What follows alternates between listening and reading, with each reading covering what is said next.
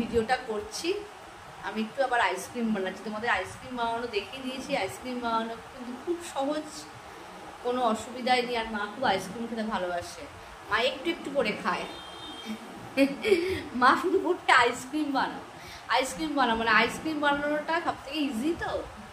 হ্যাঁ, ওই জন্য মা হাসপাতাল আইসক্রিম খেতেও ভালোবাসে। ইভেন আমার বাড়িতে যে 4 দিনের জন্য যে দিদিটাকে রেখেছি আর কি, দীপা, ও এসে বলবে দিদি তুমি আইসক্রিম বানিয়েছো।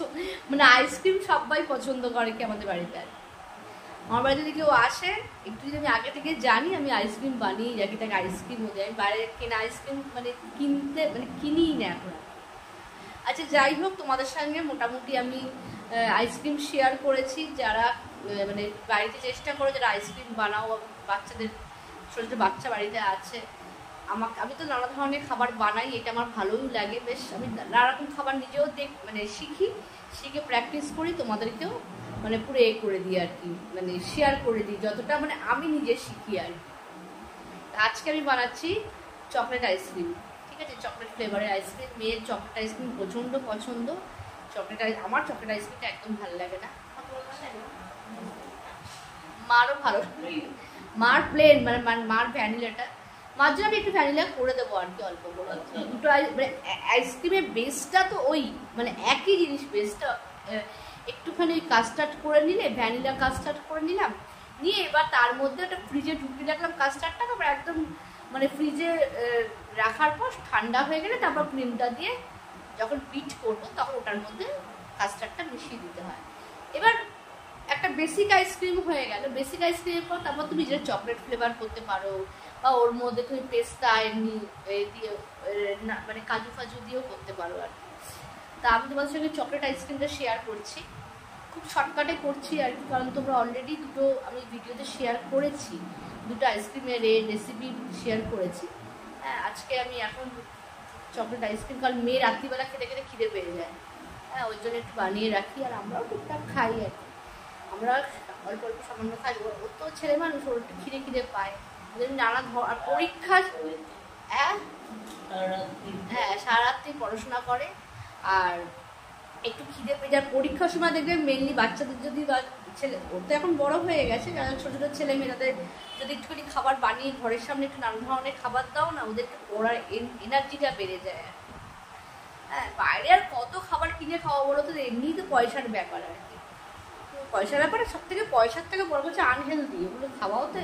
ও বাইরে বেরিয়ে খায়, কিন্তু যেহেতু বাড়িতে এখন আছে, ম্যাক্সিমাম টাইমে বাড়িতে আছে, কিন্তু আমি বাড়িতে বানানোর চেষ্টা করি। তা চলো, আর অনেকগুলো কথা বলে ফেললাম, তোমাদের সঙ্গে অনেক কিছু শেয়ার করার ইচ্ছে থাকে আর কি, মাঝে মধ্যে একটু মনে হয় যে একটুখানি শেয়ার করি আর কি কথাগুলো। হ্যাঁ, বাচ্চাদের টুকটাক খাবারগুলো যদি ঘরে বানিয়ে দাও না, একটুখানি খাবারগুলো করো, তাহলে কিন্তু দেখবে ওদেরও ভালো লাগবে, আর মনে হবে যে প্রায়োরিটি দিচ্ছে আর কি। তোমার মেয়ে বড় হয়ে গেছে, তোমাদের অনেকেরই ছোটো ছোটো বাচ্চা আছে, তাদের যদি একটু খাবার দাবার বানিয়ে দাও ভালোই লাগবে। চলো তাহলে, এবার আমি একটুখানি গ্যাসে দুধ বসিয়ে এসেছি। আচ্ছা দেখো, এই যে দুধ নিয়েছি, এই দুধটা কিন্তু একদম ঠান্ডা দুধ, এটার মধ্যে কিন্তু গরম করিনি, মানে গরম দুধ নয়। এর মধ্যে আমি একটু ভ্যানিলা কাস্টার্ড তোমাদের আরেকবার দেখিয়ে দিচ্ছি, ঠিক আছে, যে ভ্যানিলা কাস্টার্ড যে কোনো দোকানে পেয়ে যাবে, ঠিক আছে, ভ্যানিলা ফ্লেভার দেওয়া। এইটা হচ্ছে বেসিক, এর মধ্যে তোমরা যে কোনো ফ্লেভার বা যে কোনো মানে এসেন্স মিশিয়ে আইসক্রিম তৈরি করতে পারো। মা যেমন পছন্দ, আমার মায়ের যেমন পছন্দ, বা অনেকেরই পছন্দ এমনি প্লেন আইসক্রিম, হোয়াইট কালারের যে একটু পেস্তা, ওইটা আমি বানাবো, তোমাদের দুটো প্রসেসই দেখিয়ে দেবো। তা এইটা বেসিক, মানে এইটা করতে, আইসক্রিমটা বানাতে গেলে তোমরা কাস্টার্ড তৈরি করে নিলে ভালো আর কি। তোমরা ডাইরেক্ট ওই ক্রিমটার মধ্যে চকলেট ফ্লেভার বা যে কোনো মেশাতে পারো, কিন্তু ওইটার থেকে আমার মনে হলো যে কোনো ভ্যানিলা ফ্লেভার তৈরি করে নিলে ভালো। চলো করে নিই।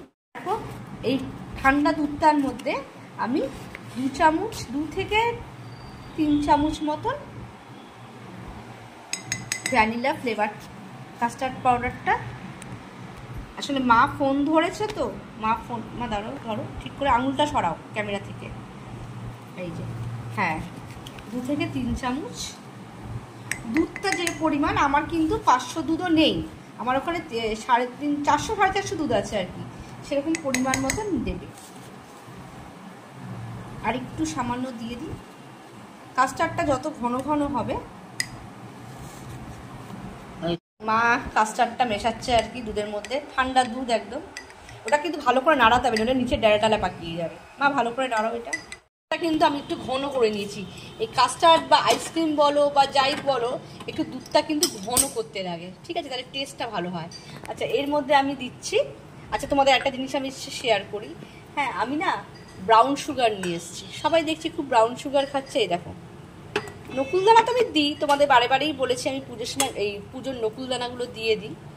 হ্যাঁ এই দেখো ব্রাউন সুগার, আমি জানি না এটার মধ্যে ডিফারেন্সটা কি, একই তো লাগছে মিষ্টির ভাবটা, একই জিনিস, হয়তো ব্রাউন মানে কালারটা বা অন্য কিছু ইনগ্রিডিয়েন্টস মেশায় আর কি। যাই হোক ওটা একটু দেখলেই বোঝা যাবে যে ব্রাউন সুগার ব্যাপারটা কি। আচ্ছা আমি এর মধ্যে পরিমাণ মতন চিনি, বেশি চিনি দেবো না কারণ ক্রিমটার মধ্যে তো চিনি আছে।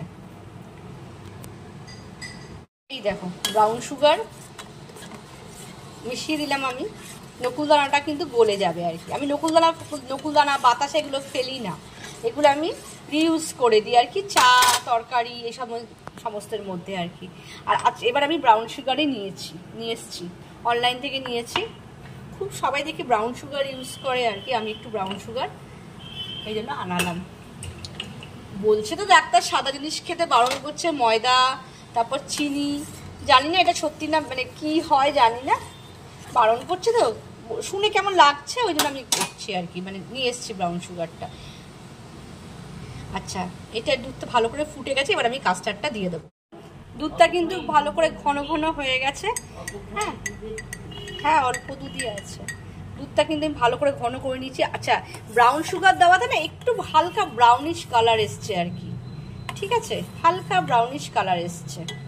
আচ্ছা এর মধ্যে এবার আমি এই কাস্টার্ডটা দিয়ে দিচ্ছি।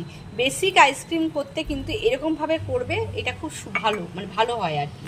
আচ্ছা এটা দেওয়ার সাথে সাথে কিন্তু কন্টিনিউয়াসলি নাড়াবে, নইলে কিন্তু তলা ধরে যাবে।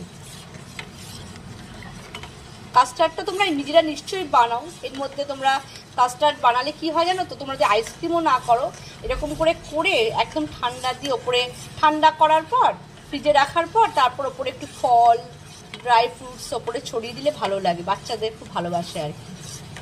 আমি তো এখন আইসক্রিম মানে যবে থেকে নিজে করি আর কি, হ্যাঁ তবে থেকে এরকম কাস্টার্ড এখন করাই হয় না, এখন শুধু আমি আইসক্রিমের জন্য বেসটা করি আর কি। এটা কিন্তু কাস্টার্ডও হয় আর কি, দেখবে এটা নাড়া করতে করতে ঘন হয়ে যাবে অনেক, সমানে কিন্তু নাড়াতে হবে। দেখো এটা কাস্টার্ড কালার হয়ে গেছে। আচ্ছা এই কাস্টার্ডটাকে এবার আমি মানে ঠান্ডা করে তারপর ফ্রিজে ঢোকাবো। আমি কিন্তু একদম ফ্রিজের যে একদম ফ্রিজার মানে একদম চিল যেটা থাকে মাছ মাংস যেটা থাকে সেটাতে কিন্তু ভালো করে ঢাকা দিয়ে রেখে দেবো। যত ঠান্ডা হবে আইসক্রিমের হচ্ছে প্রথমেই মানে ফার্স্ট প্রায়োরিটি হচ্ছে যে ঠান্ডা হাওয়া, ঠান্ডা যত হবে তত ভালো আর কি।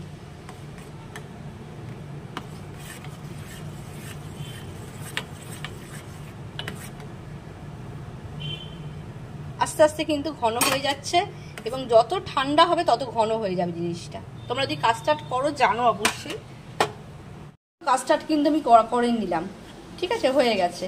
এটা একটুখানি এই যে থিকনেসটা এরকম থাকবে, যত ঠান্ডা হবে তত শক্ত হয়ে যাবে।